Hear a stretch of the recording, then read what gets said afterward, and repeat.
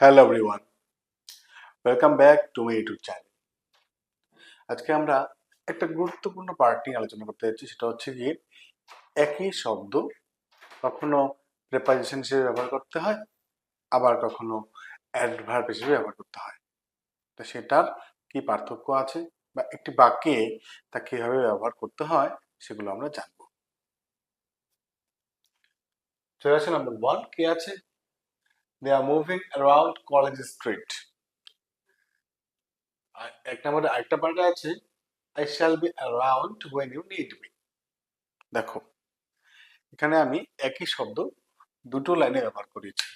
একটা হচ্ছে গিয়ে প্রথমে আছে অ্যারাউন্ড, দ্বিতীয়টা হচ্ছে অ্যারাউন্ড। মানে প্রত্যেকটা নাম্বারেরই দুটো করে পার্ট আছে পার্থক্যটা বোঝানোর জন্য। একটু লক্ষ্য করো, প্রথমে আমরা জানবো প্রিপোজিশন সম্পর্কে। এটা আমরা জানি, অনেকদিন ধরে আলোচনা করছি প্রিপোজিশন কি হয়। প্রিপোজিশন কথাটা, ঠিক আছে, এই প্রিপোজিশন শব্দটা কি করে, এর সঙ্গে একটা নাউন অথবা প্রোনাউন অথবা নাউন ফ্রেজ এই ধরনের কিছু একটা নেই। কিন্তু যখন আমরা অ্যাডভার্ব ব্যবহার করব, অ্যাডভার্ব, ঠিক আছে, এরপরে কিন্তু কিছু থাকবে না, এরপরে কিছু থাকে না। সেটা একটা অ্যাডভার্বের ব্যবহার আমরা জানি। অ্যাডভার্ব হচ্ছে গিয়ে কোনো জায়গাকে নির্দেশ করতে পারে, কোনো সময়কে নির্দেশ করতে পারে, ঠিক আছে, কোনো ফ্রিকোয়েন্সিকে নির্দেশ করতে পারে, নাম্বারকে, মানে এরকম অনেকগুলো অ্যাডভার্বের পার্ট আছে। এই অ্যাডভার্বের পার্ট নিয়েও আমরা পরবর্তীতে আলোচনা করব। ওকে, আজকে আমরা এই বিষয়টা একটু বুঝি। কি বলেছে? দে আর মুভিং, তারা ঘোরাফেরা করছে, অ্যারাউন্ড কলেজ স্ট্রিট, কলেজ স্ট্রিটের চারিদিকে। তাহলে অ্যারাউন্ড কথাটা জুড়ে কার সঙ্গে আছে? কলেজ স্ট্রিটের সাথে। ওকে, তাই জন্য এখানে অ্যারাউন্ডটা কি হয়ে গেল? অ্যারাউন্ডটা হয়ে গেল প্রিপোজিশন। ঠিক আছে, এটা কি হয়ে গেল? প্রিপোজিশন, কলেজ স্ট্রিটের চারিদিকে। ঠিক আছে, চলে আসো এই আরেকটা পার্টি কি আছে, I shall be around when you need me.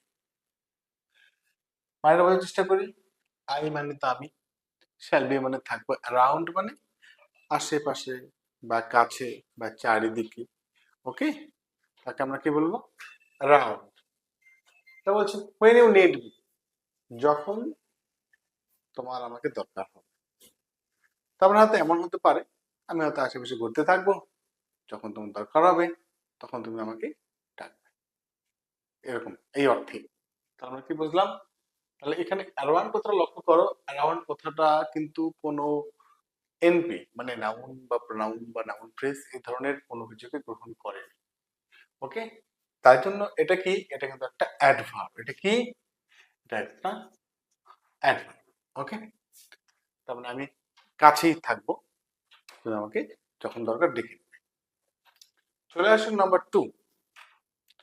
Number two তে কি আছে? আছে হি স্যাট অ্যাপার্ট ফ্রম আদার্স।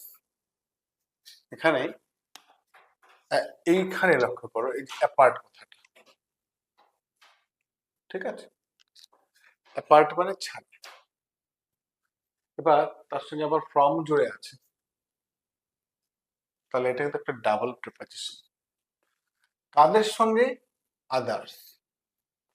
ঠিক আছে, মানে সে অন্যদের থেকে আলাদা বসেছিল। He said apart from others, অন্যদের থেকে আলাদা।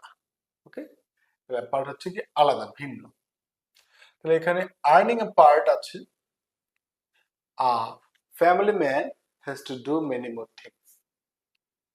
তাহলে এখানে আলাদা বা ছাড়াও, তাছাড়া, ভিন্ন এই অর্থে কিন্তু আমরা পার্ট ব্যবহার করি। তাহলে প্রথম লাইনটা কি বুঝলাম? বুঝলাম হি স্যাট অ্যাপার্ট ফ্রম আদার্স, অন্যদের থেকে আলাদা, ঠিক আছে, সে বসেছিল। বোঝা গেছে? দ্বিতীয় লাইনে কি আছে? Earning apart. আর্নিং মানে আমরা সকলেই জানি সেটা হচ্ছে গিয়ে কামাই, ঠিক আছে, বা উপার্জন, তাকে আমরা কি বলবো? আর্নিং। তাহলে এটা মানেটা কি হলো? উপার্জন ছাড়াও, ঠিক আছে, বা উপার্জন বাদে, এই অর্থে। তাহলে এই অর্থটা উপার্জন বাদে, কিন্তু এই লক্ষ্য করো আর্নিং এর পরে বসেছে, পার্টির পরে সেরকম কোন রকম এনপি বসেনি, যা এই যে এনপিটা বসেছে আ ফ্যামিলি ম্যান মানে এক সংসারী ব্যক্তি, এটা কিন্তু অ্যাপার্টের সঙ্গে মিলেনি, আলাদা হয়ে গেছে।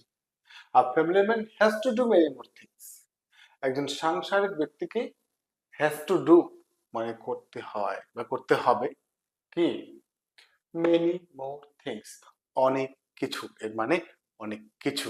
তাহলে আমরা কি বুঝলাম, উপার্জন ছাড়াও বা উপার্জন বাদে একজন সাংসারিক মানুষকে অনেক কিছু করতে হবে। ঠিক আছে, তো এখানে প্রথম লাইনে আমরা কি বুঝতে পারলাম, সেট অ্যাপার্ট ফ্রম আদার্স, অন্যদের থেকে আলাদা, অ্যাপার্ট কথাটা জুড়ে আছে এদের সঙ্গে, আর অ্যাপার্ট ফ্রম দুটো মিলে এর সঙ্গে জুড়ে আছে, তাদের এটা কি হয়ে গেল, এটা হয়ে গেল একটা প্রেপজিশন। আর পরে কি আছে, আর্নিং অ্যাপার্ট মানে উপার্জন ছাড়াও, এটা কিন্তু একটা অ্যাডভার্ব, মানে এর সঙ্গে কোনো মিল নেই, একাই বসেছে। চলে আসে নাম্বার 3, কিভাবে প্রেপজিশন আর কিভাবে অ্যাডভার্ব ব্যবহার হচ্ছে একটা সেন্টেন্সে লক্ষ্য করবে। I shall not come before 10, sorry, I will not come before 10, একই মানে যদিও, হ্যাঁ, অমুক থেকে শ্যাল বেরিয়ে গেছে। এখানে লক্ষ্য করো বিফোর কথাটাকে, before 10, I will not come মানে আমি আসবো না, বিফোর 10 10টার আগে। তাহলে এই যে বিফোর কথাটা কার সঙ্গে জুড়ে আছে, 10 এর সাথে, তাহলে সেটা কি হয়ে গেল, একটা প্রেপজিশন, বুঝতে পারছি। তাহলে এটা হয়ে গেল একটা প্রেপজিশন।